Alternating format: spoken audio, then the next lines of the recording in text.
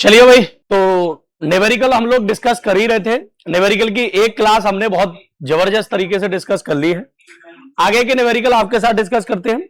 और कल का जो लास्ट क्वेश्चन था वो एक गजब का क्वेश्चन था। कल का लास्ट क्वेश्चन क्या था कि हमारे पास दो आवेश थे और उन दोनों आवेशों को मिलाने वाली रेखा के किस बिंदु पर वैद्युत विभव का मान शून्य होगा। तो मैंने आपको बताने का प्रयास किया था कि ये एक अलग से कॉन्सेप्ट बता देते हैं कि अगर मेरे पास दो आवेश है, अगर मेरे पास दो आवेश हैं, ठीक है, एक माइनस के Q1 और एक प्लस के Q1, तो फिर इन दोनों आवेशों को मिलाने वाली रेखा के किस बिंदु पर वैद्युत विभव का मान क्या होगा? शून्य होगा। तो इन दोनों आवेशों को मिलाने वाली रेखा के, इन दोनों आवेशों को मिलाने वाली रेखा के बीच में भी वैद्युत विभव शून्य हो सकता है और बीच के साथ साथ बेटा इन दोनों आवेशों के बाहर भी वैद्युत विभव शून्य हो सकता है। लेकिन मैंने आपको एक बात बताई थी कि वैद्युत विभव उस आवेश की तरफ शून्य होगा जिस आवेश का वैल्यू क्या होगा? कम। जैसे मान लो हम Q1 का वैल्यू कम मान लें और Q1 का वैल्यू क्या मान लें? अधिक मान लें। तो भैया ठीक है, यहां पर ये Q2 है, ठीक है, तो यहां पर Q1 की तरफ जो है वो विभव का मान क्या होगा? शून्य होगा। ठीक है, Q1 की तरफ विभव का मान क्या होगा? शून्य होगा। ठीक है, ओके। तो दो आवेश हैं, एक नेगेटिव और एक पॉजिटिव। इन दोनों आवेशों को मिलाने वाली रेखा के किस बिंदु पर विभव का मान शून्य होगा? तो यहां पर विभव का मान दोनों आवेशों के कहीं बीच में भी शून्य हो सकता है और दोनों आवेशों के कहीं बाहर भी शून्य हो सकता है। ये दोनों कॉन्सेप्ट है। देखो, विभव जीरो होने की संभावना कब है, ये छोटी सी बात को समझो। विभव जीरो होने की संभावना तब है, देखो पहली बात तो यहां दो आवेश है तो दो विभव उत्पन्न होंगे, एक B1 विभव और एक B1 विभव जो है वो माइनस आवेश के कारण उत्पन्न होगा तो ऋणात्मक होगा, और V2 विभव प्लस आवेश के कारण उत्पन्न होगा तो धनात्मक होगा। आप सब लोगों को पता है कुल विभव निकालने के लिए सदैव हम क्या करेंगे? दोनों विभव को जोड़ेंगे। कुल विभव निकालने के लिए सदैव दोनों विभव को क्या करेंगे? एक विभव पॉजिटिव है और एक विभव क्या है? नेगेटिव। तो जीरो हो सकता है, लेकिन जीरो तभी होगा जब दोनों विभव का मान आपस में क्या होगा? अगर ये 10 है तो दूसरा भी क्या होगा? एक 20 है तो दूसरा भी क्या होगा? तो एक पॉजिटिव एक नेगेटिव, दोनों वैल्यू बराबर है तो आपस में कट के टोटल आंसर जीरो हो सकता है। ये भी हो सकता है कि नहीं? ठीक है। अब दिक्कत का विषय यह है कि दोनों आवेशों के बाहर एक बिंदु मान लो ये P है और एक बिंदु मान लो ये क्या है? Q है। इन दोनों आवेशों के बाहर तो विभव यहां भी जीरो हो सकता है, विभव यहां भी जीरो हो सकता है, और कारण सिर्फ इतना ही। कारण एक छोटा सा है। कारण क्या है कि सर Q1 आवेश के कारण जो विभव नेगेटिव उत्पन्न होगा और Q2 आवेश के कारण विभव कैसा उत्पन्न होगा? पॉजिटिव। यहां पर आप देखोगे तो Q1 आवेश के कारण जो विभव है वो कैसा उत्पन्न होगा? पॉजिटिव। और Q2 आवेश के कारण विभव कैसा उत्पन्न होगा? नेगेटिव। तो पॉजिटिव नेगेटिव दोनों उत्पन्न होंगे। अब यहां जब टोटल निकालोगे तो यहां भी V बराबर V1 प्लस क्या आएगा? V2, और यहां भी V बराबर क्या आएगा? V1 plus. अब एक पॉजिटिव है एक नेगेटिव है तो यहां भी विभव जीरो होने की संभावना है, लेकिन दोनों विभव आपस में क्या हो? बराबर हो। अब आपको यह ढूंढना है कि Q1 पर विभव बराबर हो सकता है कि Q2 पर विभव बराबर हो सकता है, जबकि हम इसे वैल्यू क्या मान चुके हैं? कम, और इसको वैल्यू क्या मान चुके हैं? तो फिर मैंने आपको एक बात बताने का प्रयास किया था, जैसे मान लो B1 निकालें, Q1 का मान कम है। विभव दो चीजों पर डिपेंड करता है, 1/4 पाई एप्सिलॉन 0 और Q बट्टे कितना R। एक डिपेंड करता है आवेश पर, आवेश जितना ज्यादा होगा विभव उतना ज्यादा होगा, और एक डिपेंड करता है डिस्टेंस पर, दूरी पर। दूरी जितनी कम होगी विभव उतना ज्यादा होगा, दूरी जितनी ज्यादा होगी विभव उतना। तो हम इन दोनों ही कॉन्सेप्ट के बेस पर ये समझते हैं कि B1 और B2 किस तरीके के रहे होंगे। तो B1 का पहले हम कॉन्सेप्ट समझते हैं, B1 कैसा रहा होगा। तो बेटा Q1 का परिमाण कम है, Q2 का परिमाण ज्यादा है, तो Q1 आवेश की वजह से यहां B1 का मान क्या होगा? कम। Q1 की वजह से मतलब आवेश की वजह से विभव का मान क्या होगा? कम होगा। लेकिन बेटा दूरी देखो, दूरी तो दूरी कम है और दूरी कम की वजह से विभव का मान क्या होगा? अधिक होगा, क्योंकि दूरी जितनी कम होगी विभव का मान उतना क्या होगा? ज्यादा होगा। इसकी अपेक्षा दूरी देखोगे तो विभव, तो देखो आवेश की वजह से विभव कम और दूरी की वजह से विभव अधिक, तो दोनों का इकट्ठा इंपैक्ट पड़ेगा तो विभव का मान ना बहुत कम होगा ना बहुत, तो हमने ये कहा कि मध्यम होगा, मतलब कोई मीडियम वैल्यू मिलेगी, ना बहुत कम मिलेगी ना बहुत, कोई एक मीडियम वैल्यू मिलेगी। इसी तरीके से हमने V2 को जानने का प्रयास किया। V2 का आवेश इससे ज्यादा है और V2 का आवेश इससे ज्यादा है, तो आवेश की वजह से विभव कैसा मिलेगा? अधिक। आवेश की वजह से विभव कैसा मिलेगा? अधिक। लेकिन अगर इस आवेश से इस बिंदु तक की दूरी देखोगे तो इसकी अपेक्षा दूरी ज्यादा है। दूरी ज्यादा है तो विभव का मान दूरी की वजह से क्या मिलेगा? कम। विभव का मान दूरी की वजह से क्या मिलेगा? अब एक बात बताओ, आवेश की वजह से अधिक और दूरी की वजह से, तो यहां भी जो V2 की वैल्यू है वो कैसी मिलेगी? ना बहुत अधिक और ना बहुत ज्यादा, मतलब मीडियम टाइप की वैल्यू मिलेगी। तो यहां पर विभव मध्यम मिल रहा है, यहां भी विभव मध्यम मिल रहा है, तो हो सकता है कि विभव V1 का मान V2 के क्या हो जाए, और अगर बराबर हो गया तो चिन्ह तो अलग अलग है ही, तो कट के आंसर क्या आ जाएगा? 0 आ जाएगा। अगर इस वाले कॉन्सेप्ट को समझे, यहां Q वाले पॉइंट को, तो Q वाले पॉइंट को देखो बेटा, Q1 की वजह से यहां पर जो विभव है वो वैसे ही क्या उत्पन्न होगा? कम, क्योंकि आवेश इसकी अपेक्षा कम है। लेकिन दूरी देखोगे तो दूरी भी इसकी अपेक्षा बहुत क्या है? ज्यादा। देखो यहां से यहां तक की दूरी और यहां से यहां तक की दूरी, तो आवेश की वजह से भी विभव कम और दूरी ज्यादा होने की वजह से भी विभव कम। ठीक है। अब बेटा एक बात बताओ, दोनों की वजह से कम, तो ये जो V1 का मान है वो कैसा मिलेगा? बहुत कम मिलेगा। कैसा मिलेगा? आवेश की वजह से भी कम और दूरी की वजह से भी कम। दोनों की वजह से अगर कम कम है तो वैल्यू बहुत कम, लोएस्ट मिलेगी। इसी प्रकार हम V2 की बात करते हैं। V2 का मान, V2 का जो आवेश है वो Q2 ज्यादा है। अरे Q1 का मान कम है और Q2 का मान क्या माना है? अधिक माना। तो आवेश अधिक है तो विभव भी क्या मिलेगा? अधिक। ठीक है, अधिक मिलेगा। अच्छा, अब एक बात बताओ, डिस्टेंस का देख लेते हैं। तो डिस्टेंस इसकी अपेक्षा क्या है? कम, और दूरी जितनी कम विभव का मान उतना ही क्या मिलेगा? अधिक मिलेगा। तो आप यहां पर देख पा रहे हो, आवेश की वजह से भी विभव अधिक और दूरी की वजह से भी विभव अधिक, तो यहां विभव का मान क्या मिलेगा? बहुत अधिक मिलेगा। क्या मिलेगा? बहुत अधिक मिलेगा। एक वैल्यू बहुत कम मिल रही है और एक वैल्यू बहुत, तो क्या यहां पर V1 का मान V2 के बराबर हो पाएगा? और जब मान बराबर ही नहीं हो पाएगा तो क्या इस बिंदु पर विभव का मान 0 मिलना संभव है? इस वजह से कुछ बच्चे इसे याद कर लेते हैं कि जब एक आवेश प्लस और एक आवेश, और उन्हें दोनों आवेशों के मिलाने वाली रेखा के किस बिंदु पर विभव 0 होगा, तो एक तो आवेशों के बाहर 0 होगा और एक आवेशों के बीचों बीच नहीं, बीच में कहीं, कहीं भी हो सकता है, बीच में कहीं, वो कहीं कहां, या दोनों आवेशों के कारण विभव के मान आपस में क्या हो जाए? बराबर। उस बिंदु पर विभव का मान बराबर हो सकता है। ठीक है। अब बाहर में 2 पॉइंट जनरेट हो जाते हैं, एक तो पहले वाले आवेश के बाहर, एक दूसरे वाले आवेश के बाहर। तो इसमें बस एक चीज याद रखनी है, जो आवेश कम है उस कम वाले आवेश के बाहर वाले पर विभव 0 होगा, ज्यादा वाले आवेश के बाहर वाले विभव 0, क्योंकि पर वहां पर विभव के मान बराबर संभव नहीं है। बस इतनी सी बात याद रखनी है। इसी कॉन्सेप्ट पर ये न्यूमेरिकल हमने सॉल्व कराया था। क्या था न्यूमेरिकल? एक प्लस Q आवेश है और एक माइनस के 2Q आवेश है। दोनों के बीच की दूरी कितनी है? D। तो दोनों आवेशों को मिलाने वाली रेखा की किन स्थितियों में विभव का मान 0 होगा? तो एक हमने उनके बीच में 0 लिया था और एक उनके बाहर 0 लिया था। ये पूरी की पूरी कैलकुलेशन लास्ट क्वेश्चन में हमने आपको समझाई थी, लेकिन कुछ हल्की फुल्की चीजें रह गई थी जो नहीं समझ में आई, चूंकि टाइम लास्ट में ज्यादा थोड़ा सा खिंच रहा था, तो मैंने आज इसे क्लियर कर दिया कि क्या है और क्या नहीं है। ठीक है। अब कुछ बच्चों के मन में एक प्रश्न और आ रहा होगा कि गुरुजी आप ये कह रहे हैं कि एक आवेश प्लस है और दूसरा आवेश क्या है? माइनस। लेकिन हमारे मन में ये अंदर से बलबूला उठ रहा है और वो फूटना चाहिए कि अगर एक आवेश गुरुजी Q1 है और एक आवेश गुरुजी Q2 है और दोनों ही पॉजिटिव है, अब बताओ विभव कहां 0 होगा? तब तक एक और चश्मा लगा के एक स्टूडेंट बैठा है, वो जो कह रहा है कि साहब दोनों आवेश अगर Q1 और Q2 भाई तो भाई, हाँ, तो 5 रुपए की कौआ बिरयानी खाई है कि नहीं खाई है? एक आवेश Q1 पॉजिटिव और एक आवेश Q2 पॉजिटिव, दोनों ही आवेश क्या है? पॉजिटिव है, और यहां दोनों आवेश क्या है? अब बताओ विभव का मान क्या 0 होगा? एक पॉजिटिव था एक नेगेटिव था, तो हमने कंडीशन निकाल ली, दोनों आवेशों के बीच में कहीं होगा और कम वाले आवेश के बाहर कहीं विभव 0 होगा। लेकिन अब कहां 0 होगा? तो आंसर है सर, इस वाली स्थिति में विभव का मान कहीं भी 0 संभव नहीं है। इस वाली स्थिति में विभव का मान कहीं भी 0 संभव। अच्छा, 0 कब होता है?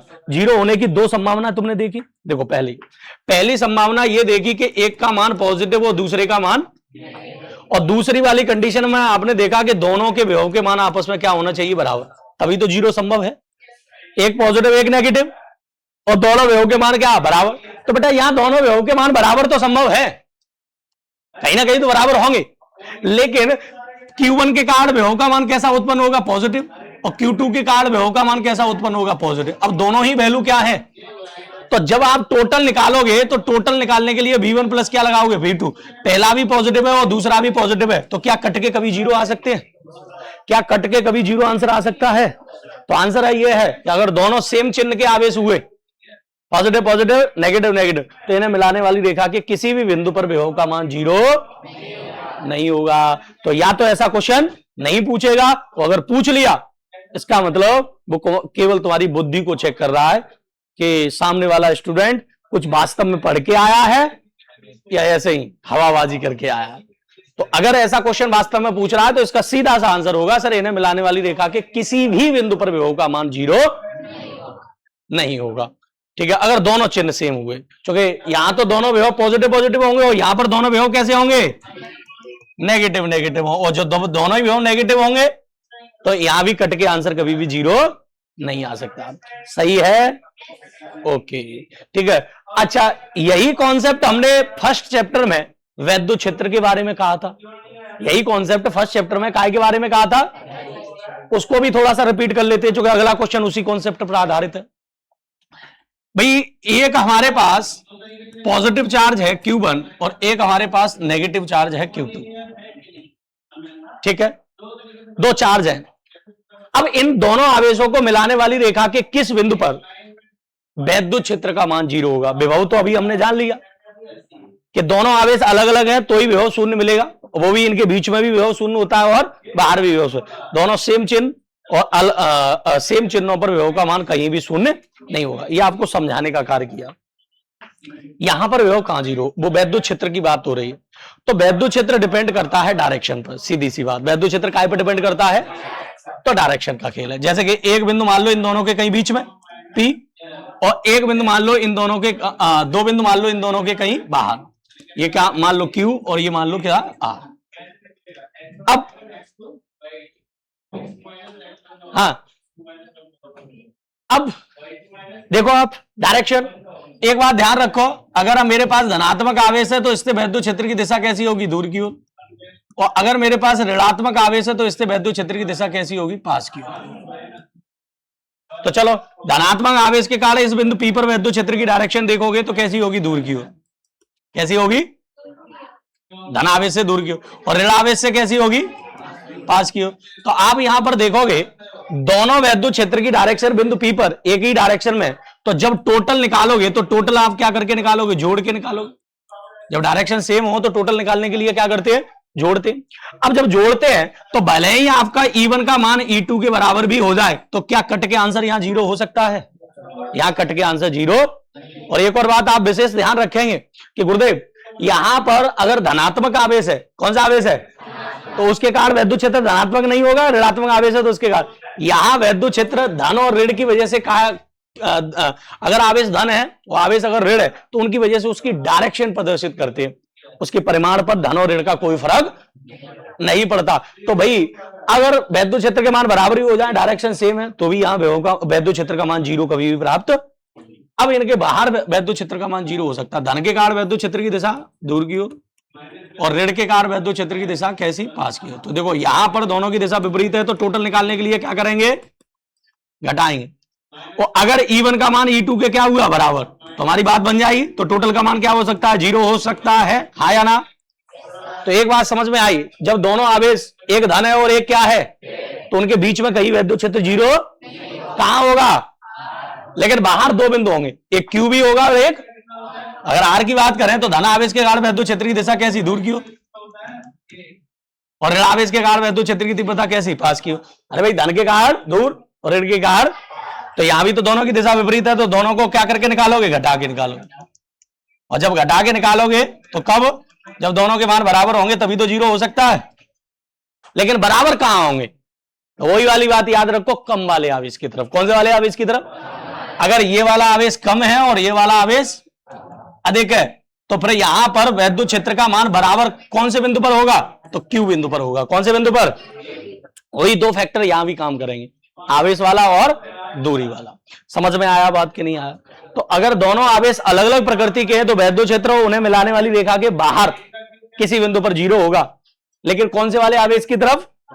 कम वाले आवेश की तरफ। अब यहीं पर मैं एक और कॉन्सेप्ट बता देता हूं। एक आवेश Q1 है पॉजिटिव और एक आवेश Q2 है पॉजिटिव। एक आवेश Q1 है नेगेटिव और एक आवेश Q2 है नेगेटिव। अगर दोनों आवेश सेम प्रकृति के, पॉजिटिव पॉजिटिव या फिर नेगेटिव नेगेटिव, जैन साहब, और अगर दोनों आवेश एक ही प्रकृति के, तो फिर वैद्युत क्षेत्र इन्हें मिलाने वाली रेखा के कहीं बीच में शून्य होगा, फिर बाहर शून्य। देखो कैसे, अगर मान लो ये धनात्मक है तो धन के कारण वैद्युत क्षेत्र की दिशा दूर की ओर, ये भी धनात्मक है तो धन के कारण वैद्युत क्षेत्र की दिशा दूर की ओर, तो दोनों की दिशा विपरीत है कि नहीं? तो दोनों को क्या करके निकालेंगे? घटा के।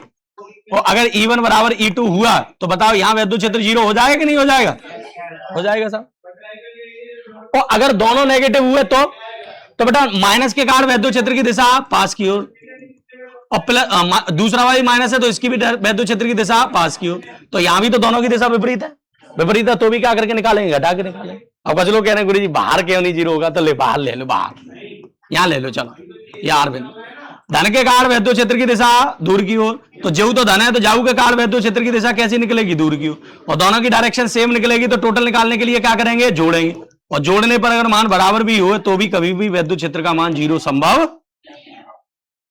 तो वैद्युत क्षेत्र वाले में थोड़ा सा अलग मैटर है, और वैद्युत क्षेत्र वाले में आपको ये बात याद नहीं रखनी, दोनों आवेश धन है, दोनों ऋण है, या दोनों अलग अलग है, वैद्युत क्षेत्र कहीं ना कहीं 0 होगा। किसी की बात माइंड में नहीं आ पा रही क्या? हाँ शर्मा जी, तो फिर आपके जो चेहरे के एक्सप्रेशन है वो ऐसा कुछ बता रहे हैं कि कोई बात नहीं, कुंडी लगा देंगे। हाँ, तो फिर आवाज टकरा के लौट जाएगी। हाँ महाराज किलविस, ठीक है। अरे भाई चलिए, तो क्लियर हुई बात, वैद्युत विभव कब शून्य होगा और वैद्युत क्षेत्र कब शून्य होगा। ओके, आइए क्वेश्चन नंबर 15 को देखते हैं। बढ़िया प्रश्न है। निम्नलिखित चित्र के अनुसार आवेशों को मिलाने वाली रेखा के किन बिंदुओं पर वैद्युत विभव और वैद्युत क्षेत्र शून्य होगा? ये हमारा फोटोग्राफर है जो है वीडियो ये PDF बनाता है, ये चित्र लगाना ही भूल गया। क्या कह रहा है क्वेश्चन? निम्न चित्र के अनुसार दोनों आवेशों को मिलाने वाली रेखा के किस बिंदु पर वैद्युत विभव का मान शून्य होगा? चलिए, तो चित्र भी दे रहा है भाई साहब, हम लगा दे रहे हैं चित्र। एक +Q आवेश है और एक -के 3Q आवेश है।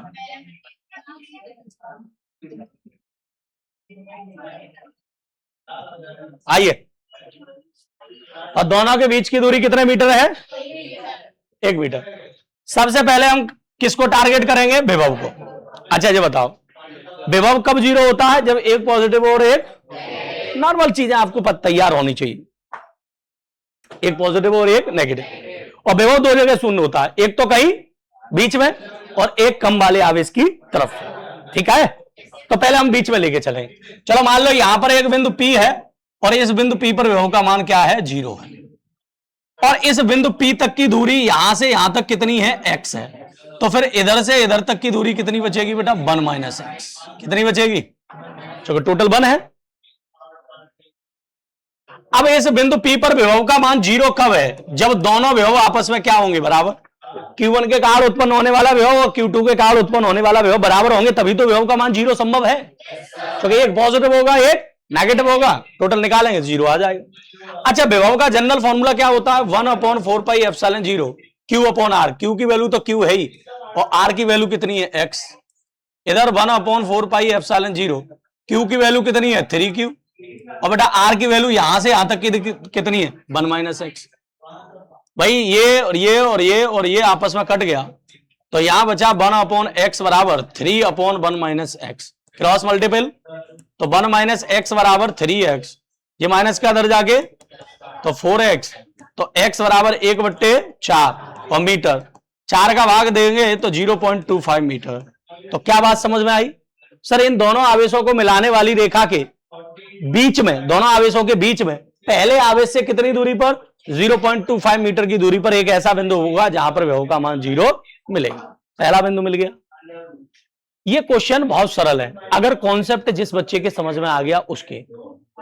अन्यथा की स्थिति में कितना भी प्रयास करो वैल्यू छांट के या कितना भी फॉर्मूला आपको याद हो, ये क्वेश्चन नहीं कर पाओगे आप। अगर आपको कॉन्सेप्ट पता है कि वास्तव में यहां स्थिति क्या मर रही है तो इसी वजह से मैंने कॉन्सेप्ट पहले सिखाने का कार्य किया। अच्छा, अब एक बिंदु इनके बाहर भी मिलेगा, दोनों आवेशों के देखा कि बाहर भी मिलेगा, एक बिंदु इनके बाहर भी मिलेगा। अब बाहर कहां मिलेगा? तो कम वाले आवेश की तरफ। कौन से वाले आवेश की तरफ? तो Q आवेश कम है, 3Q आवेश ज्यादा, तो इधर वाले आवेश की तरफ। तो यहां भी टोटल विभव का मान क्या होगा? 0। और यहां भी टोटल विभव का मान 0 कब मिलेगा? ये चलो बिंदु R मान ले रहे हैं। क्या मान ले रहे हैं? ये बिंदु P के लिए था, बिंदु P के लिए। अब यहां लिखेंगे बिंदु काय के लिए? R के लिए। तो बिंदु R के लिए भी विभव का मान टोटल जब ही 0 हो सकता है जब दोनों विभव आपस में क्या हो? अच्छा, विभव का फॉर्मूला क्या होता है? 1/4πε0 Q बट्टे R। तो इसका वैल्यू देखोगे तो कितना है? Q है। R बोले तो यहां से यहां तक की डिस्टेंस, और वो मान लो कितनी है? Y है। और दूसरे आवेश तक की डिस्टेंस कितनी हो जाएगी? y + 1, क्योंकि ये दूरी कितनी है? y, और ये 1 है, और ये कितनी है? y, तो y प्लस, चलो y डिस्टेंस है, y 1/4πε0। दूसरे वाले का आवेश 3Q है और दूरी कितनी है? 1 + y। भाई दूसरा आवेश 3Q, यहां से यहां तक की दूरी कितनी है? 1 + y या y + 1। ये और ये कैंसिल आउट, Q से Q ये इधर आ जाएगा। 1/y बराबर 3/1 + y। 1/y बराबर 3/1 + y। थोड़ा सा ऐसे छोटा कर लेते हैं, चलिए कैलकुलेट कर लो। तो 1 + y बराबर 3y, जिधर प्लस का इधर जाके माइनस का, तो कितना बचेगा? 2y। तो y बराबर 1/2, 1/2 का मतलब 0.5 मीटर। तो सर पहले वाले आवेश से मतलब +Q आवेश से बाहर की ओर, +Q आवेश से बाहर की ओर 0.5 मीटर की दूरी पर एक ऐसा बिंदु R होगा जहां पर विभव का मान 0 होगा। तो आपने दोनों ही स्थितियां ज्ञात कर ली। क्या किसी छात्र छात्रा को कोई दिक्कत हुई? एक तो दोनों आवेशों को मिलाने वाली रेखा के बीच में वैद्युत क्षेत्र, वैद्युत विभव 0 निकाल लिया आपने, और एक उनके बाहर। लेकिन क्वेश्चन यही खत्म नहीं हुआ। क्वेश्चन में आगे भी पूछ रहा है कि वैद्युत क्षेत्र कहां शून्य होगा, तो इसका भी कॉन्सेप्ट बता दिया आपको। हालांकि ये फर्स्ट चैप्टर का क्वेश्चन है, लेकिन कॉन्सेप्ट यहां भी बता दिया। तो यही चित्र को हम दोबारा रिपीट करते हैं, इसी चित्र को दोबारा रिपीट। एक आवेश +Q है और एक माइनस आवेश है -3Q। दोनों आवेशों के बीच की दूरी कितनी है? Q, वो सॉरी 1 मीटर। अब अभी वाली क्लास याद करो, एक आवेश धन और एक आवेश, तो वैद्युत क्षेत्र कहां 0 होगा? बाहर के बीच में। एक बालिका कह रही बीच, अभी बताया वैद्युत क्षेत्र दोनों, एक आवेश प्लस है एक आवेश माइनस है, तो बीच में तो कभी भी वैद्युत क्षेत्र 0 संभव, क्योंकि दोनों की डायरेक्शन क्या थी? सेम। अगर बराबर भी आ जाएंगे तो भी वैद्युत क्षेत्र बीच में कभी संभव नहीं। तो इन आवेशों के बाहर, और वो भी कौन से वाले आवेश की तरफ? कम वाले आवेश की। तो आप बताओ इस वक्त कम वाला आवेश कौन सा? Q। तो इससे इस आवेश से बाहर की ओर, चलो इसे बिंदु P मान लो। धन आवेश से वैद्युत क्षेत्र की दिशा कैसी आएगी? दूर की ओर। और ऋण आवेश से वैद्युत क्षेत्र की दिशा कैसी होगी? पास। तो दोनों की दिशा सेम है, वो विपरीत है कि नहीं? तो टोटल निकालने के लिए घटाएंगे, और दोनों का मान बराबर हो गया तो काम बन जाएगा। यहां से यहां तक की दूरी कुछ भी मान लो, क्या मानोगे बताओ? x मान ले, मान लो x। कुछ लोग कह रहे हैं ऊपर तुमने x माना था, तो वो एक विभव वाला अलग था, ये वैद्युत क्षेत्र वाला अलग है। ठीक है, तो चलो यहां पर ये संभव कब है? जब E1 बराबर क्या हो जाए? E2। E1 की वैल्यू क्या होती है? 1/4πε0। Q का मान Q है, और यहां से यहां तक की दूरी का वर्ग। विभव और वैद्युत क्षेत्र में स्क्वायर का फर्क होता है। और दूसरे 1/4πε0 आवेश कितना है? 3Q। और बेटा यहां से और यहां तक की दूरी देख के बताओ कितनी है? तो आपको दिख रही होगी 1 प्लस, तो 1 + x का होल स्क्वायर। ये और ये कैंसिल आउट, Q से Q कैंसिल। अब इसे कैलकुलेट करना, 1/x² बराबर 3/1 + x का होल स्क्वायर। ठीक है, क्रॉस मल्टीपल, तो क्रॉस मल्टीपल करके इधर देख लो, तो ये आएगा 1 + x का होल स्क्वायर बराबर 3x²। x² इधर पहुंच जाएगा। अब या तो दोनों तरफ क्या ले लो? वर्गमूल। दोनों तरफ वर्गमूल ले लो। दोनों तरफ अगर आप वर्गमूल लोगे तो वर्गमूल लेने पर तो बेटा इसका तो स्क्वायर हट जाएगा, यहां क्या बचेगा 1 + x। अब देखो 3 का वर्गमूल क्या होगा √3, x² का वर्गमूल क्या होगा x। ठीक है, और या फिर एक तरीके से और कर सकते हो, स्क्वायर खोल लो इसका 1 + x का होल स्क्वायर, a² + b² + के 2ab1। लेकिन ये सरल है, ये 1 लाइन में हो जाएगा। ये था प्लस का उधर जाके तो √3x और माइनस के x, x कॉमन ले लो तो अंदर बचेगा √3 - के 1, तो x की वैल्यू आ जाएगी 1/√3 - के 1। वैसे आंसर इतना छोड़ दो कोई दिक्कत नहीं है, लेकिन आंसर इतना दे नहीं रहा होगा तो इसका हर का परिमेयकरण कर लेना, √3 + 1/√3 + 1, और फिर उसका वैल्यू सेट करके एक सिंपल सा वैल्यू आंसर आ जाएगा। मुझे नहीं लगता कि इस प्रश्न को समझने में, विभव वैद्युत क्षेत्र को समझने में, क्योंकि मैंने कॉन्सेप्ट क्लियर करा दिया कि वास्तव में कॉन्सेप्ट क्या है। ओके, चलिए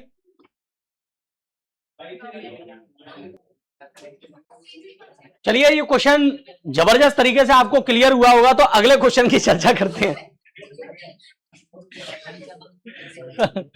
वो एक आर्टिफिशियल पंखा लेके आए, दिखाना है बैक बैक बैक।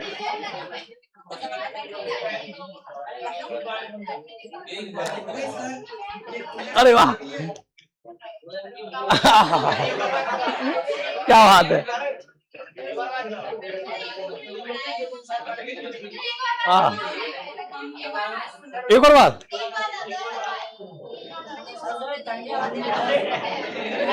ये ठीक है।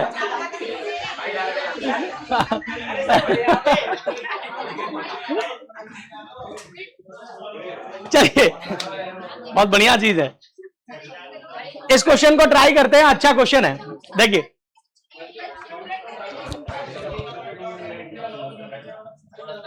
क्वेश्चन को समझना, अच्छा क्वेश्चन है और बोर्ड एग्जाम में पूछा जा सकता है और सरल क्वेश्चन है। देखो न्यूमेरिकल में एक चीज तो आप समझ पाए होंगे कि क्वेश्चन सब सरल होते हैं, लेकिन कॉन्सेप्ट को पकड़ना होता है कि कहना क्या चाह रहा है क्वेश्चन। क्वेश्चन क्या कहना चाह रहा है? क्वेश्चन ये है कि साहब मेरे पास अनंत आवेश है और वो एक्स अक्ष पर x बराबर 1 मीटर, 2 मीटर, 4 मीटर, 8 मीटर और डॉट डॉट डॉट पर रखे हैं। ठीक है, यदि प्रत्येक आवेश का मान q कूलाम है तो इन आवेशों के कारण मूल बिंदु पर वैद्युत विभव का मान ज्ञात करिए। मैंने क्वेश्चन पढ़ लिया, मैं इसे एक नए पेज से समझाता हूं। बेटा मूल बिंदु किसे कहते हैं? जहां दोनों अक्ष एक दूसरे को काटते हैं, ये वाई अक्ष और ये वाला कौन सा अक्ष है? एक्स अक्ष। क्वेश्चन हमसे ही कह रहा है हमारे पास अनंत आवेश है। हमारे पास कितने आवेश है? अनंत। पहला आवेश जो है, पहला आवेश वो x बराबर कितने मीटर की दूरी पर रखा है? 1 मीटर की दूरी पर रखा है। चेक कर लेते हैं, x बराबर कितने मीटर की दूरी पर रखा है? पहला आवेश, और सभी आवेशों का मान q q q है। जितने भी अनंत आवेश है उन सबके मान कितने हैं? q q q, प्रत्येक का मान q है। अच्छा बेटा, जो दूसरा आवेश है वो 2 मीटर की दूरी पर रखा है। कितने मीटर? x बराबर 2 मीटर की दूरी पर रखा है। और जो तीसरा आवेश है वो x बराबर कितने मीटर की दूरी पर रखा है? 4 मीटर की दूरी पर। और जो चौथा आवेश है वो x बराबर कितने मीटर की दूरी पर रखा है? 8 मीटर की दूरी पर रखा है। इसी तरीके से बातें नहीं, डॉट डॉट डॉट, अनंत जो आवेश है वो इसी तरीके से। अब देखो सुनो, पहला आवेश 1, दूसरा आवेश, तीसरा आवेश, चौथा आवेश। तो कुछ पैटर्न समझ में आ रहा है कि अगला आवेश कितनी दूरी पर रखा मिलेगा? तो देखो दूरी दुगनी हो रही है। अगला आवेश, फिर उससे भी अगला आवेश, उससे अगला, उससे अगला, फिर 200, फिर 512, 1024, इसी तरीके से 2048, 4096, dot dot dot dot dot dot, इसी तरीके से आवेश रखे गए। अब एक बात बताओ, क्वेश्चन ये पूछ रहा है इन सभी आवेशों के कारण मूल बिंदु पर विभव का मान बताइए। मूल बिंदु पर विभव। अरे गुरु जी, मूल बिंदु पर विभव तो बेटा अगर मूल बिंदु पर विभव हमें ज्ञात करना है तो पहले आवेश के कारण विभव मान लो V1, दूसरे के कारण, तीसरे के कारण, चौथे के कारण, डॉट डॉट डॉट डॉट, इसी तरीके से जो अनंत आवेश रखे उनके कारण विभव। अच्छा V बराबर, अच्छा प्रत्येक में देखो, प्रत्येक में 1/4πε0 आएगा, 1/4πε0 प्रत्येक में आएगा, Q बट्टे R आएगा, Q बट्टे क्या आएगा, तो जी बताओ सबका Q Q Q Q तो सेम है, सबकी R ही तो अलग होगी, पहले की 1 है, दूसरे की 2 है, तीसरे की 4 है, 8 है। कौन सी भाषा मत कर रहे भाई साहब, कह रहे हैं 8 है फिर 12 है, वही फसूल है। अरे यहां दुगने का मैटर हो रहा। हाँ, तो आप यहां पर एक चीज समझ पाए कि सब में से Q भी कॉमन होगा, 1/4πε0 भी कॉमन होगा, सबका बचेगा कौन, R। पहले का 1 है तो 1, दूसरे का 2 है तो 2, तीसरे का 4 है तो 4, 8 है तो 8 और प्लस डॉट डॉट डॉट, कहां तक, अनंत तक। तो V बराबर 1/4πε0 और क्या Q, क्या भैया Q 1 + 1/2 + 1/4 + 1/8 और plus dot dot dot dot, कहां तक जा रहे हो, इनफाइनाइट तक। ये क्वेश्चन हो गया सॉल्व। अब जिस बच्चे को ये पता होगा कि इसे सॉल्व करने का क्या तरीका, तो बस उसके लिए क्वेश्चन सरल। तो आपको पता होना चाहिए इसको सॉल्व करने का तरीका है। पहले तो ये कोई श्रेणी बन रही है, आपने श्रेणी मैथ में 3 तरीके की पढ़ी होंगी, समांतर श्रेणी, गुणोत्तर श्रेणी, हरात्मक श्रेणी। हरात्मक बहुत कम पढ़ते हैं। समांतर श्रेणी तब मानी जाती है जब पदों का अंतर समान हो। क्या इन में पदों का अंतर क्या तुम्हें समान दिख रहा है? अगर 1/2 में से 1 घटाएंगे तो माइनस के 1/2 बचेगा, 1/4 में से 1/2 घटाएंगे तो यहां सेम अंतर नहीं आ रहा, तो ये समांतर तो है नहीं। गुणोत्तर श्रेणी की क्या पहचान होती है कि सार्व अनुपात समान हो, मतलब पहले पद का दूसरे पद में भाग देने पर अनुपात जो है वो क्या निकलना चाहिए, समान। तो चेक कर लेते हैं, सार्व अनुपात को हम किससे व्यक्त करते थे, R से। तो दूसरे वाले पद में पहले वाले पद से भाग दे रहे हैं, तो भाग 1 का दोगे तो 1/2 ही आएगा। अच्छा इसी तरीके से तीसरे वाले पद में दूसरे से भाग दो, 1/4 में 1/2 से 2 कट जाएगा तो ये भी 1/2 आएगा। इसी तरीके से चौथे वाले पद में तीसरे से भाग दो तो 1/8 में भाग दोगे, 1/4 से 4 से ये कट जाएगा तो कितना आंसर आएगा, 1/2। तो कुल मिला के आप देख रहे हो कि जो सार्व अनुपात है वो क्या आ रहा है, बराबर। और ये दी हुई श्रेणी कौन सी श्रेणी है, गुणोत्तर श्रेणी है। कौन सी श्रेणी है? तो अगर गुणोत्तर श्रेणी है तो बेटा गुणोत्तर श्रेणी के अनंत पदों का योगफल आपने पढ़ा होगा। गुणोत्तर श्रेणी के अनंत पदों का योगफल का फॉर्मूला आपने पढ़ा होगा।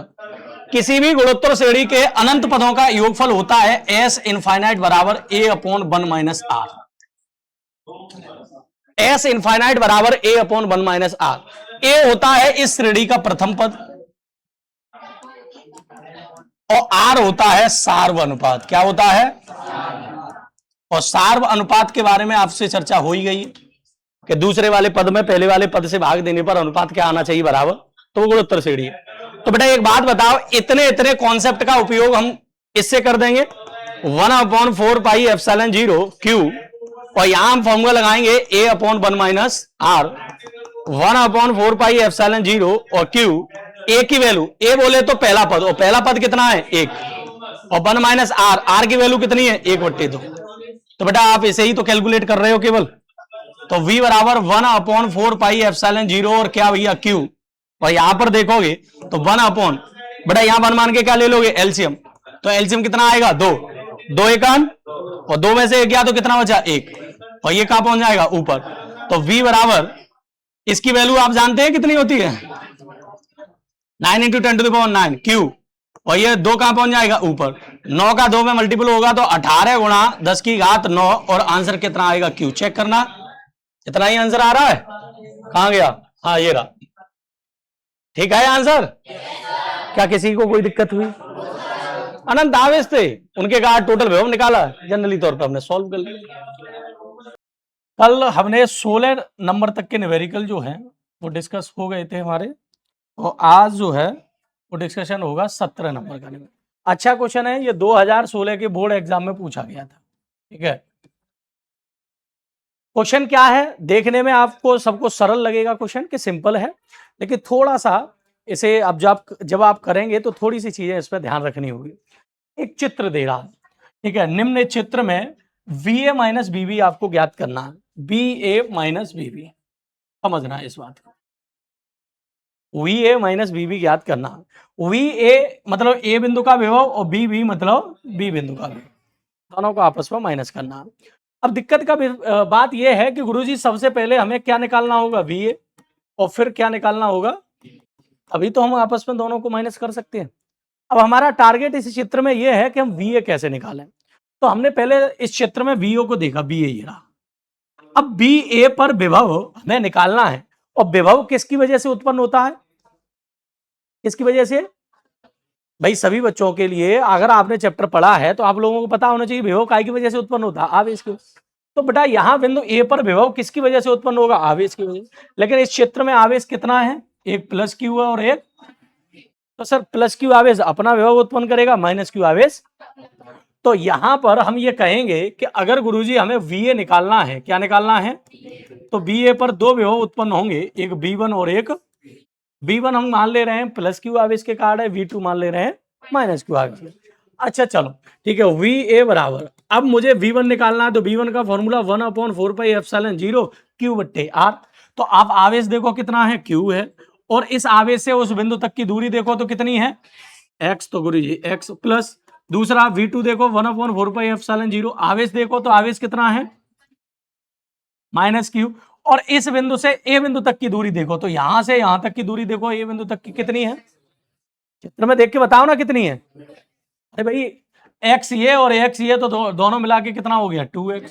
तो सर डिस्टेंस तो यहाँ पर 2x है, कितनी है, 2x। तो कुल मिला के आपको क्या बात समझ में आई, तो कुल मिला के बात ये समझ में आई, ठीक है, कि VA इक्वल टू यहां पर 1/4πε0 कॉमन है, Q भी कॉमन है और बट्टे में X भी कॉमन है, तो यहां से बचेगा 1, यहां से क्या बचेगा 1, और माइनस प्लस क्या हो जाएगा माइनस, और एक बट्टे में दो, क्या एक बट्टे क्या बचेगा, 2 बचेगा।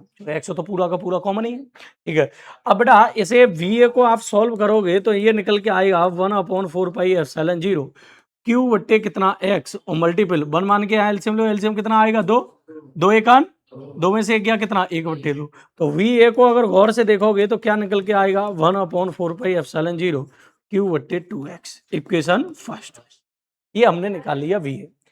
अब आपको अगर VA मिल गया तो इसी प्रकार आप क्या निकालेंगे, BB।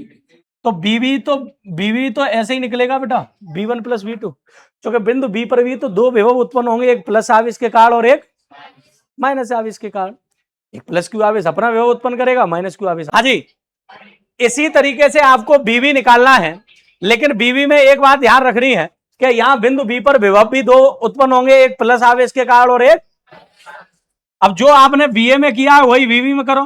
तो 1/4πε0 और कितना Q बट्टे, अब बेटा पहले वाले आवेश से बिंदु B तक की दूरी को देखोगे तो पहले वाले आवेश से बिंदु B तक की दूरी कितनी है, 2x, x और x कितना 2x, प्लस दूसरे वाले आवेश का देखो 1/4πε0, दूसरा आवेश कितना है माइनस Q, और बट्टे में यहां से और यहां तक की दूरी देखोगे तो कितनी दिख रही है, x। तो VB बराबर 1/4πε0 Q बट्टे x क्या है, कॉमन, यहाँ 1/2 और यहां पर माइनस का क्या बचेगा, 1।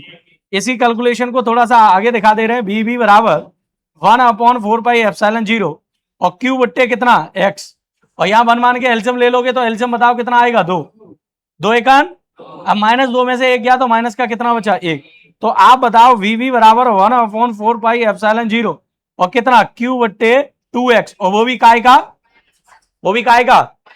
अब एक बात बताओ, हमें चाहिए VA माइनस VB। VA का मान हमें पता है 1/4πε0 Q बट्टे 2x, सहमत। अच्छा माइनस BB का मान पता है माइनस के 1/4πε0 और Q बट्टे कितना 2x, ठीक है साहब। तो अब आप बताओ माइनस माइनस क्या हो जाएगा, और वैल्यू सेम है 1/4πε0 Q बट्टे 2x 1/4πε0 Q बट्टे, तो बताओ आंसर क्या आएगा, 0। कितना आएगा आंसर, 0 आएगा, क्या बात है। हाँ जलवा काट दो, माइनस माइनस प्लस हो गया है, ये क्या हो गया प्लस, तो ये सीधा सीधा वैल्यू क्या हो जाएगी, जुड़ जाएगी, ये 0 आएगा।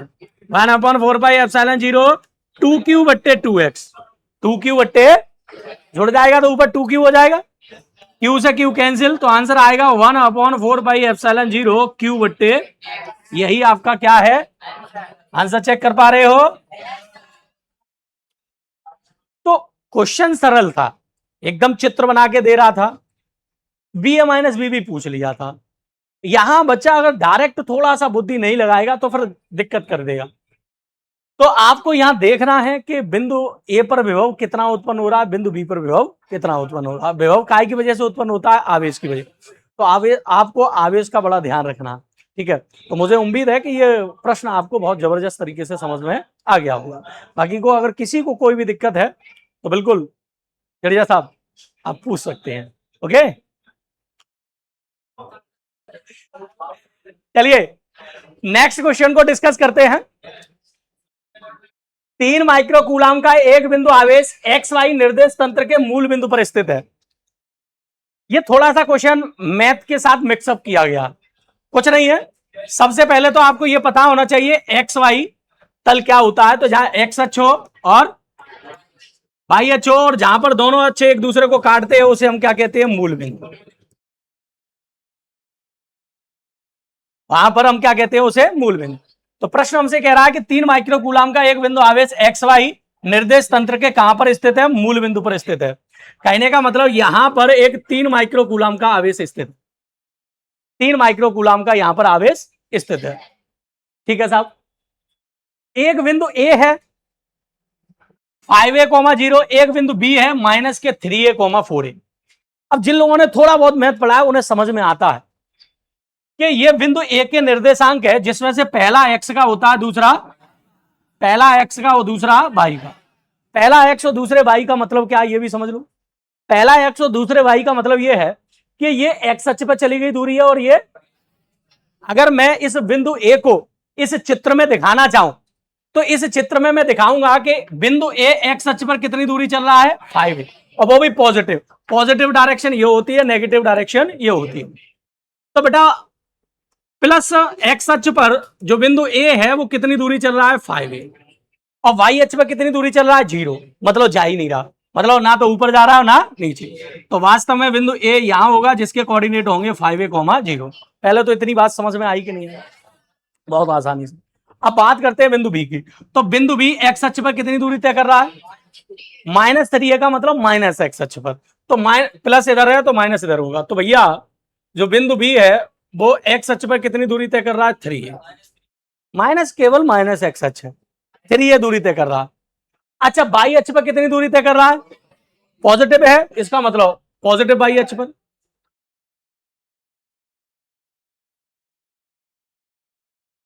चलो प्लस वाई अक्ष, प्लस वाई अक्ष पर कितनी दूरी तय कर रहा है? 4a। कितनी दूरी तय कर रहा है? 4a। अब सुनो, अब माइनस एक्स अक्ष पर 3a और बाई अक्ष पर कितना? 4a। तो ये दोनों पॉइंटों को आप मिलाओगे तो ये यहां पर मिल रहे होंगे। तो वास्तव में बी बिंदु यहां होगा, माइनस के 3a, 4a, माइनस के 3a, 4a।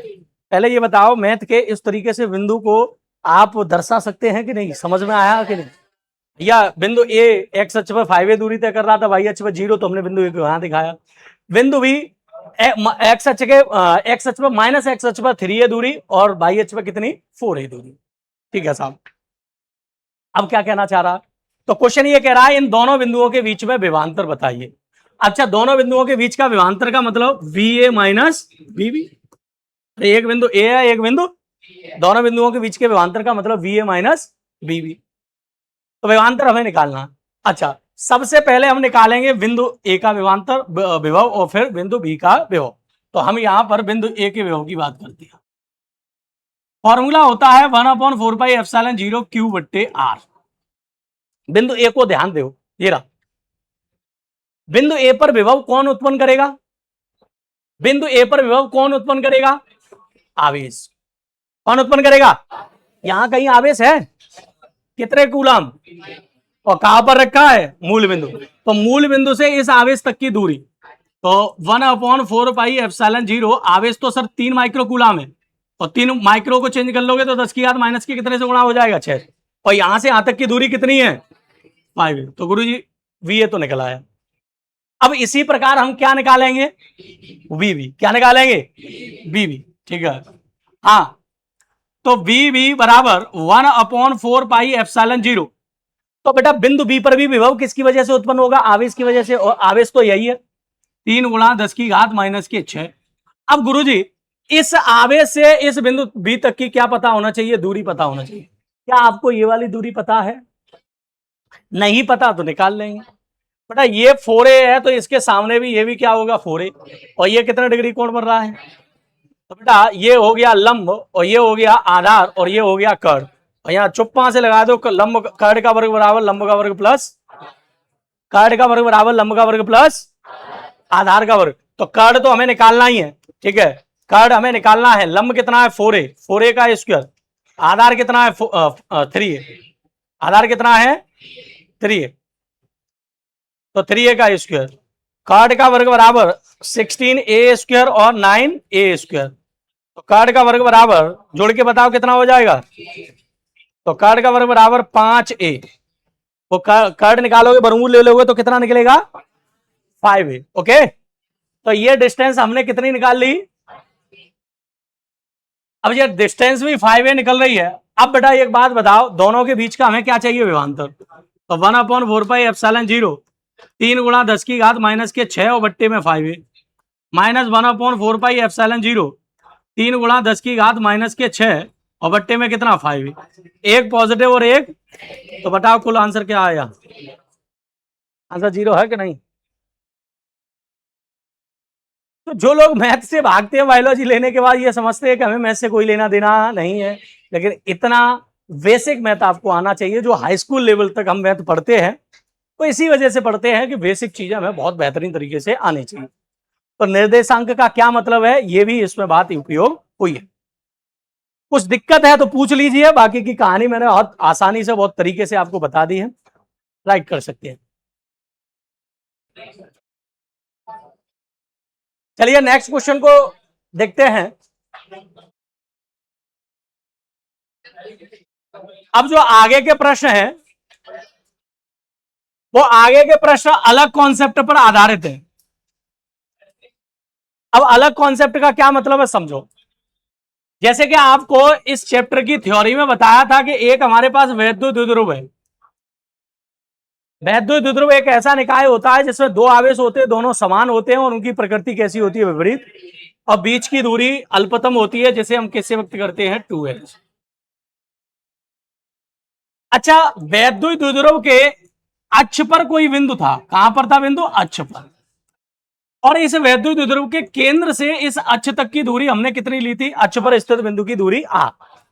और इस बिंदु पर अगर आपको विभव पूछा था तो विभव का फॉर्मूला आपने देखा था कि 1/4 पाई एप्सिलॉन 0 और p बट्टे कितनी होती है r²। इसी तरीके से इस वैद्युत द्विध्रुव के हमने निरक्ष पर r दूरी पर अगर विभव जानने का प्रयास किया था, तो कोई स्टूडेंट बताएगा कि निरक्ष पर r दूरी पर विभव का फॉर्मूला क्या था, 0। बहुत बढ़िया, आपको बताया गया था कि निरक्ष पर कितनी दूरी पर भी आप चले जाओ, किसी भी बिंदु पर चले जाओ, लेकिन विभव का मान क्या निकलेगा, 0 निकलेगा। बस इन्हीं दो कॉन्सेप्ट पर ये दो न्यूमेरिकल आधारित है। अब इसमें से कोई भी एक न्यूमेरिकल आप डिस्कस कर सकते हो, बाकी का एक न्यूमेरिकल खुद से अटेम्प्ट करोगे।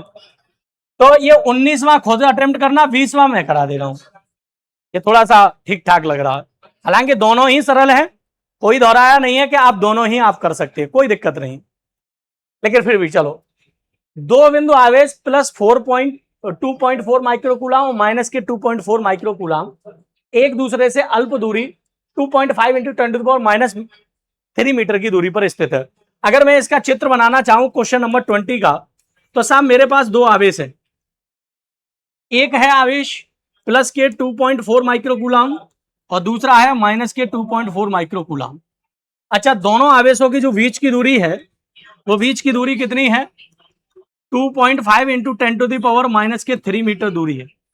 अब मुझे एक बात बताओ, क्या ये वैद्युत द्विध्रुव नहीं बन रहा, आवेश समान है, प्रकृति विपरीत है, बीच की दूरी भी दे रखी है, अल्पतम है, और अल्पतम दूरी को किससे व्यक्त करते हैं, 2h। ठीक है, आगे क्वेश्चन कहते हैं वैद्युत द्विध्रुव से 0.3 मीटर की दूरी पर निरक्षीय स्थिति में कौन सी स्थिति में, वैद्युत क्षेत्र की तीव्रता और विभव बताइए। तो बेटा अगर निरक्षीय स्थिति की बात कर रहा है, कितनी दूरी की बात कर रहा है? 0.3 मीटर की दूरी की। और निरक्षीय स्थिति में विभव पूछ रहा है, तो विभव का आंसर तो सीधा सीधा हमारा आंसर क्या हो जाएगा? 0। निरक्ष पर विभव का मान कितना होता है? 0। लेकिन गुरुजी यहां विभव के साथ साथ वैद्युत क्षेत्र भी पूछा, और वैद्युत क्षेत्र हमने फर्स्ट चैप्टर में बताया था। अक्ष पर वैद्युत क्षेत्र का फॉर्मूला क्या बताया था? अक्ष पर 1/4 पाई एप्सिलॉन 0 2p/r3। और निरक्ष पर क्या बताया था वैद्युत क्षेत्र? 1/4 पाई एप्सिलॉन 0 p/r3। तो भैया निरक्ष पर अगर विभव चाहिए, निरक्ष पर, तो निरक्ष पर विभव तो 0 है, लेकिन निरक्ष पर अगर वैद्युत क्षेत्र चाहिए तो फिर फॉर्मूला लगाएंगे 1/4 पाई एप्सिलॉन 0 2p/r3। p कैसे निकालोगे?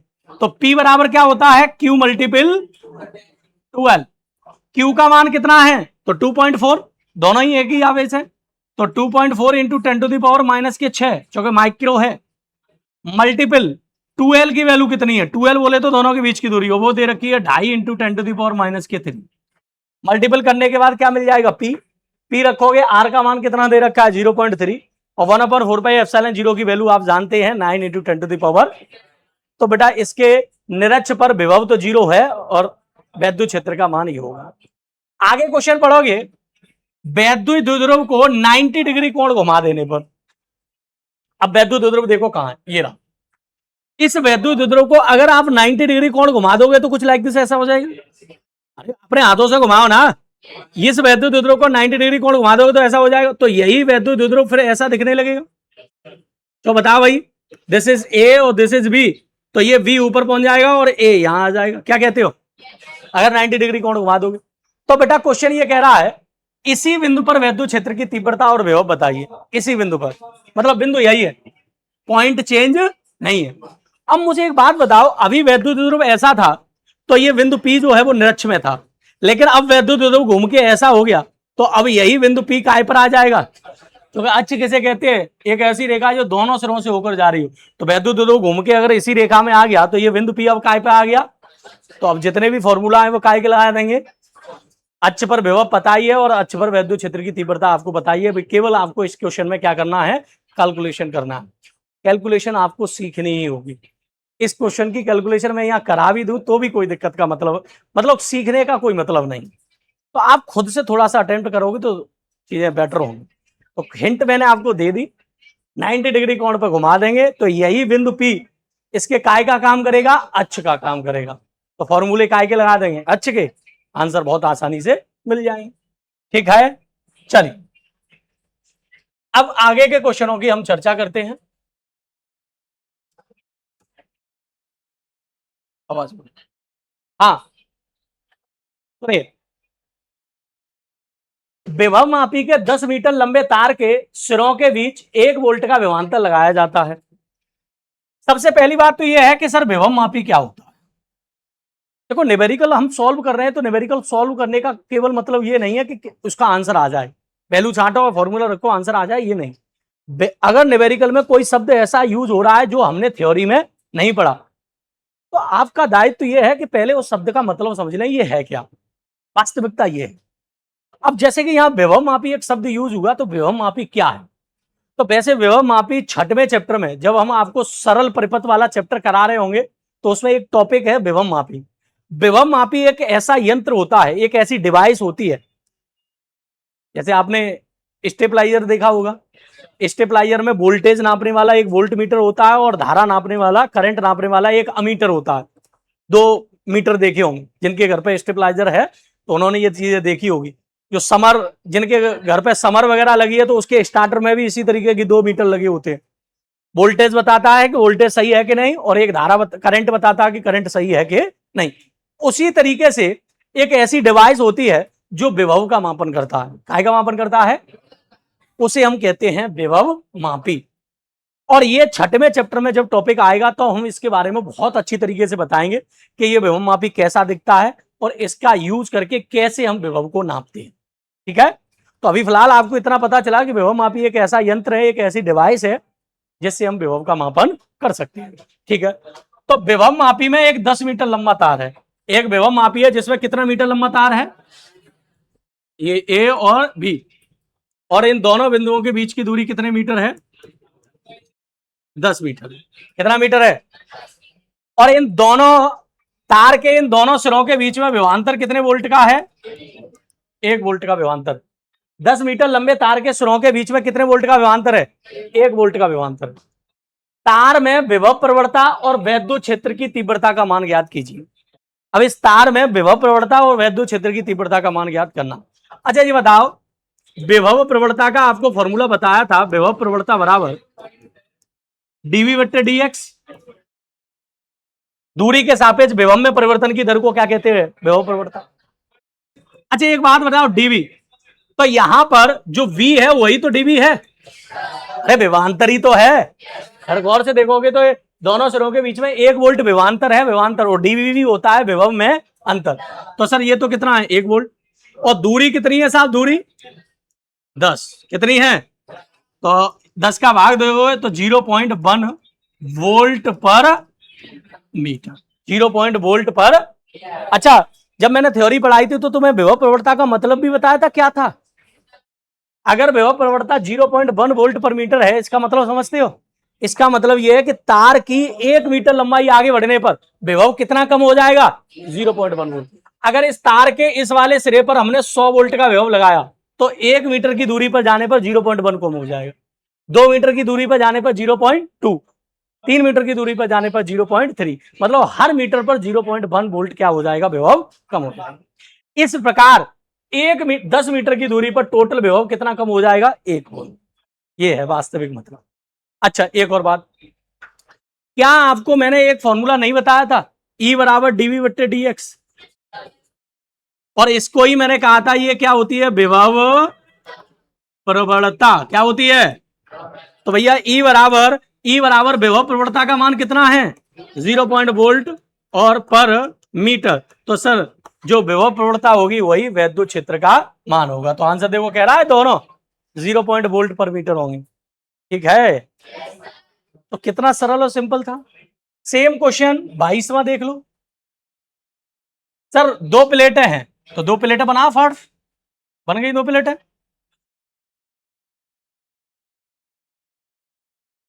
दो प्लेटें बन गई। दोनों प्लेटों के बीच की दूरी कितनी है? 2 सेंटीमीटर। अब दोनों प्लेटों के बीच की दूरी को डी से व्यक्त कर रहे हैं तो 2 सेंटीमीटर। सेंटीमीटर को मीटर में तो 10 की घात माइनस के 2। ठीक है। अच्छा दोनों प्लेटों के बीच में विभवांतर कितना है? 200 वोल्ट। कितना वोल्ट है? तो वैद्युत क्षेत्र का मान पूछा है, तो बताओ सीधा सीधा E बराबर नहीं पता V अपॉन डी। अरे यही है डीवी बट्टे डीएक्स। विभवांतर V है और दूरी कितनी है? D है। तो यही फॉर्मूला हो गया। तो B का मान कितना है? 200 वोल्ट, और D का मान कितना है? 2 गुणा 10 की घात माइनस के 2। ठीक है, 2 से ये कितने बार? 100 बार, नीचे घात माइनस के ऊपर जाके, तो 100 गुणा 10 की घात प्लस के 2। तो बेटा E बराबर 10 की घात कितना आ जाएगा? 4 वोल्ट पर। बताइए क्या कोई कैसी भी समस्या आप सभी को? कोई समस्या नहीं है? बताओ। अब कुल मिला के आपको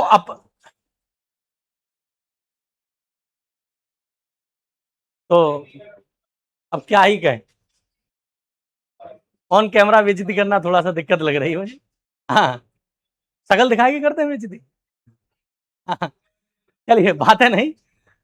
कुल मिला के आपको अपनी तरफ से क्या काम करना है, तो आपको अपनी तरफ से जब तक न्यूमेरिकल चले तब तक किताब से जो भी बुक आपके पास अवेलेबल हो उस बुक से न्यूमेरिकल को अटेम्प्ट करना है। अगर नए न्यूमेरिकल ना आए, जैसे कि मान लो मैंने ये 22 तक करा दिए, तो 23वां 24वां 25वां अटेम्प्ट करें। नहीं आ रहे तो जितने मैंने यहां करा दिए हैं उतने ही न्यूमेरिकल को फिर दोबारा से करने का प्रयास करो। लगातार चैप्टर की थ्योरी पढ़ते रहो। ये सब की सब क्लास है यूट्यूब पर अपलोड हो ही रही है लगातार, तो आप यूट्यूब पर इन्हें लगातार देख सकते हैं। ठीक है, और पूरी की पूरी ये पीडीएफ चाह रहे हो तो यूट्यूब पे यूट्यूब के जो वीडियो है उसके डिस्क्रिप्शन में टेलीग्राम चैनल की लिंक दे रखी होगी, उस पर क्लिक करके वहां पर आप ज्वाइन कर सकते हैं, और वो डेली की डेली क्लासें वहां पर आपको मिलती रहेंगी। ठीक है, ओके।